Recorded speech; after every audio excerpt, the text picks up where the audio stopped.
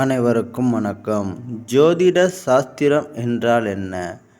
மேசம் முதலான 12 ராசிகளில் இடம்பெற்றுள்ள நட்சத்திரங்கள் மண்டலங்களின் வழியாக சூரியன் முதலான 9 கிரகங்கள் சஞ்சாரம் செய்வதால் ஏற்படுத்தும் சுகம் மற்றும் துன்பங்களை அறிய உதவும் கணித சாஸ்திரமே ஜோதிட சாஸ்திரம் ஆகும்.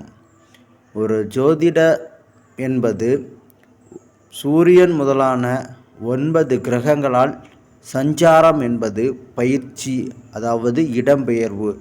இதனால் ஏற்படக்கூடிய சுகம் மற்றும் துன்பங்களை அறிய உதவும் கணித சாஸ்திரமே. கணிதம் மூலமாக செய்யக்கூடிய ஒரு சாஸ்திரம்தான் ஜோதிட சாஸ்திரம் என்பதாகும்.